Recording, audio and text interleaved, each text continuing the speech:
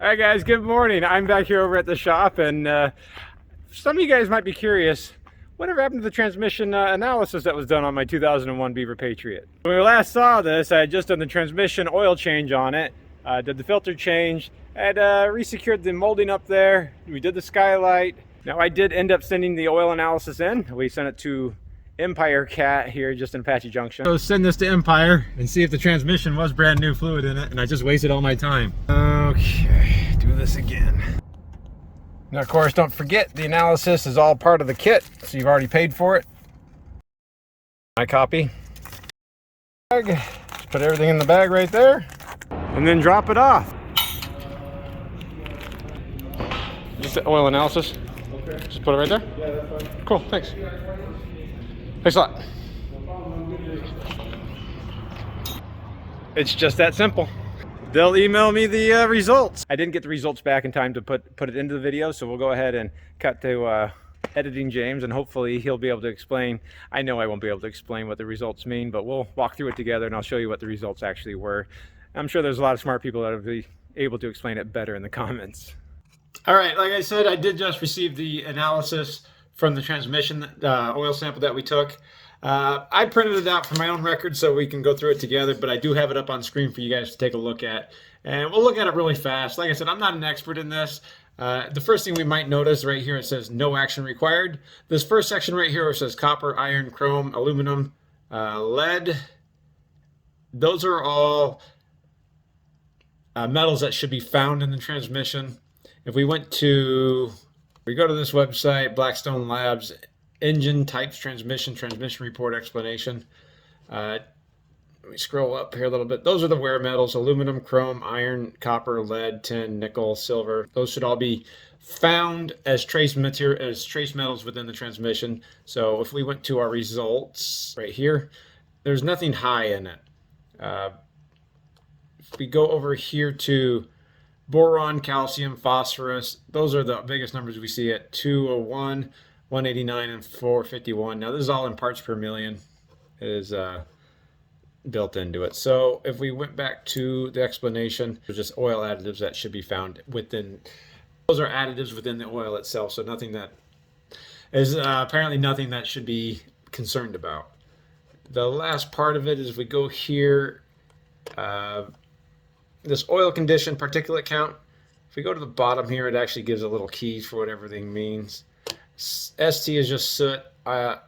OXI is oxidation. The last two big numbers I think anybody's going to even care about is V100. If we come down here, it says V100 equals viscosity at 100 Celsius. It's saying 5.6, and if I went to pulled up this Transcend, and it said it's V100, so viscosity, kinematic, 100C, says 7.4. So I don't really know how vital that one's going to be, but that's information for you guys to discover. Potassium, that would have been antifreeze. Sodium would be antifreeze. And if we go back to my results, potassium 1, and sodium would be an antifreeze or additive. Very, very low. That's 7 parts per million. The last one I didn't point out was silicon. Was 4. So it was silicon right there. So that would have been dirt, basically. And there was 4 parts per million of dirt. So nothing too big on that. So those are the results. It looks like very clean oil. Like it said, this is just a first time sample. No trend established. No abnormal values evidence at this time. More sample history needed to establish more normal wear trend. Now we know as a baseline. Let's go back to past James and figure out what else he wants to say. But those were the unsurprising results of the oil analysis on the transmission of this 2001 Beaver Patriot Thunder. That was an Allison 4000 motorhome 6-speed transmission. So did we learn a lot? No, but was it good to do? It's good to have a baseline for sure. It's been a lot of fun sharing the progress of this 2001 Beaver Patriot with you guys. This is my first diesel Class A motorhome. So I have been working on it. You may not be able to see it, but unfortunately, while I was gone, my painter painted the front cap. So that's done. I mean, I say unfortunately, it's not a bad thing. I just didn't expect him to do it. I didn't even know he had done it. And he asked me what I thought about how it looked. If you guys remember correctly, the clear paint was flaking off in big sheets. And maybe he got my air horn a little bit right there, but I'm not worried about that. But man, this looks so much better. And I only say unfortunate because I didn't get to record the process of it. I didn't even know he did it. He was in and out really fast. But the front cap looked pretty bad like the rear cap does. So he still has to do the rear cap. So maybe I can find out when he's gonna do the rear cap and we'll record that for everybody. And Tom, who painted this, before I actually purchased this, he had already repainted the side radiuses. So that means the roof basically at that point would be all repainted. Well, I mean, I guess all the painted surface. The roof deck itself wouldn't be painted. The skylight's a little bit dirty, but the sealant's holding up really well. And I think that's been a good upgrade for me here. But I'm sure, as most of you RV owners out there know, and as I already know from doing this for over 20 years, RVs do tend to just like to break. So I already do have another project that I didn't have before. In my introductory video extolling the virtues of these bus-style doors that open up with almost no clearance issues, doesn't stay up. So I need to replace the door struts right there. It's not an uncommon problem on RVs. These gas struts tend to go bad, especially compared to the automotive door hatches that seem to last a lot longer and get a lot more use than these compartment doors. But unironically, I just changed out all of these door struts on this side of the motorhome. Water compartment struts too. Well, those are brand new. And even this engine door I had to do because as I was doing the engine oil change and the transmission oil change, I had to put a broomstick to keep the door from crushing me.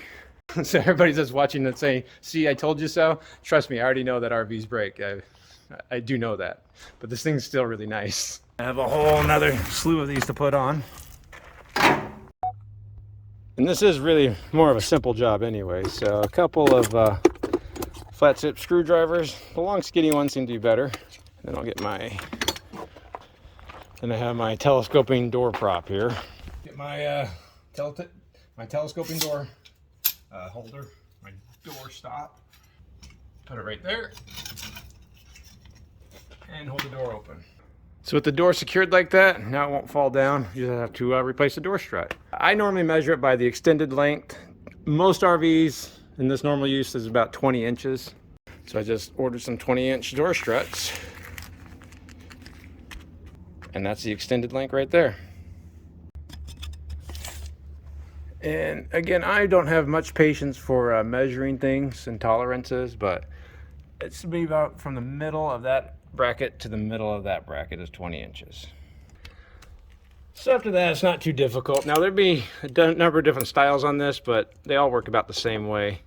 Just go ahead and pull back that spring right there. See how just put the screwdriver in there and pulling it back. You don't have to pull it out, just pull it back. And then I'll get another screwdriver to act as a pry bar and just pull it out.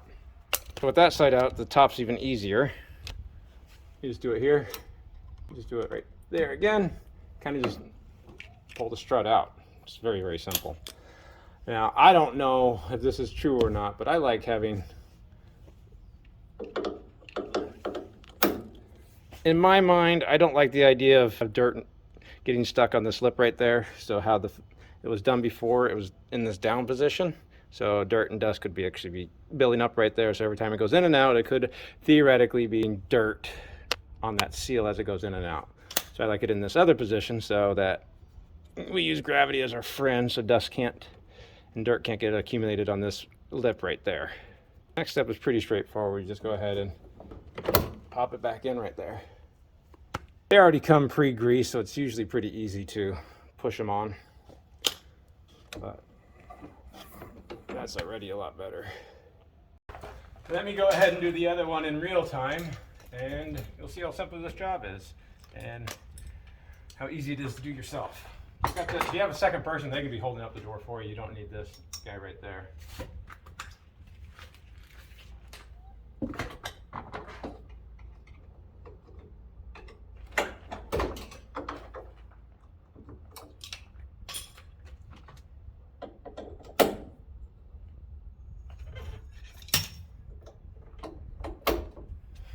That was it. That's how easy it is.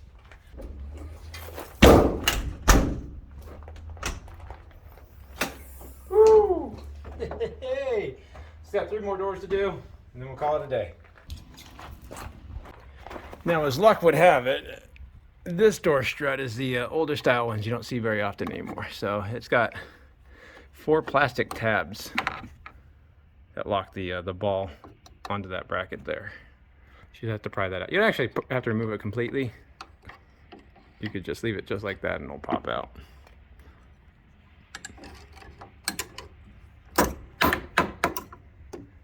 But yeah, these like to break, so you have to pry those a little bit more carefully. I don't like that style. We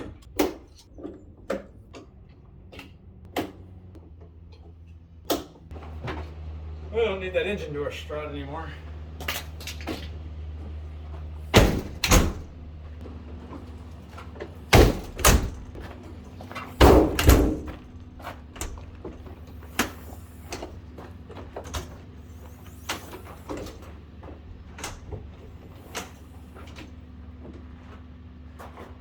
It's an incredibly easy job. You can probably pick these up on Amazon too. Otherwise, your local dealer might be charging you about $60 a piece for these sometimes.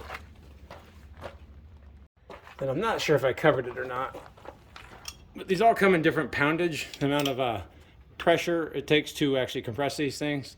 A lot of times it'll just be written on here. So in this one it is 60 pounds. But this other one kind of ends with 80 because it's 80 pounds. I upgraded all mine to 80 pounds because it seemed like a better number. These are pretty heavy doors. But if you take a sneak peek in my basement, you can see I got lots of parts laying around for plans down the road. I still haven't done my generator oil change, which I still need to do. I want to put some new basement lights in. And then over here I have this SureFlow accumulator that I'd like to put in. And it would go right around here. Beaver did a pretty good job when they built this thing of making a very accessible water compartment manifold. So you can see the water pump right there, which is pretty impressive because this is a pretty old water pump. Yeah, probably the original one. Look at that. June 2000. Wow. Thing's 22 years old. I am thinking about putting an accumulator in right next to the water pump so that I have a little bit better, smoother pressure on the water pump side. I know it'll help on the city water side too. But there's lots of projects I have. I mean, I have nothing but endless possibilities with this. I think it's like any other project out there. It's never really finished. You just give up on it. There's also a very distinct possibility I may upgrade the solar on the motorhome there. There's some pretty big panels. See if they fit. These are about 330 watt panels. So that would be quite the upgrade to the RV too. Maybe 2. I had to take a look at the solar controller that's already mounted in it to see what it can handle, what its rating is at. I do like the interface through the Silverleaf monitor panel that I have, so I'm back and forth on if I want to do it or upgrade it or whatever I want to do, but we'll see. It's been a lot of fun sharing you my progress with my first diesel motorhome. I didn't expect anybody to care this much about it, so it's been a lot of fun to get that kind of feedback from you guys. I can't deny every single time I see it, I tell myself, there's no way this is your motorhome. But thanks a lot for watching, guys, and I hope we all learned a little bit. There's one more thing I did do on the motorhome that some people had questioned me about. The exhaust tip right here had a whole bunch of holes in it, so I did just go ahead and cut out that section rather than put a new exhaust tip on, because that seems just as easy. And it still does exhaust outside the coach just fine. Thanks a lot for watching, guys, and I hope that helped out a lot of people. And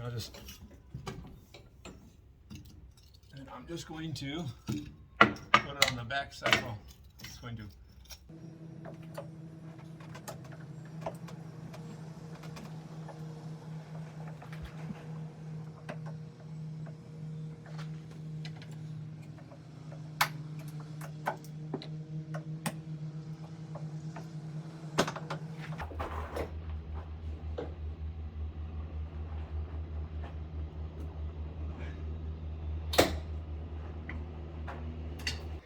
I don't think I can get 3 of them to fit on the roof though.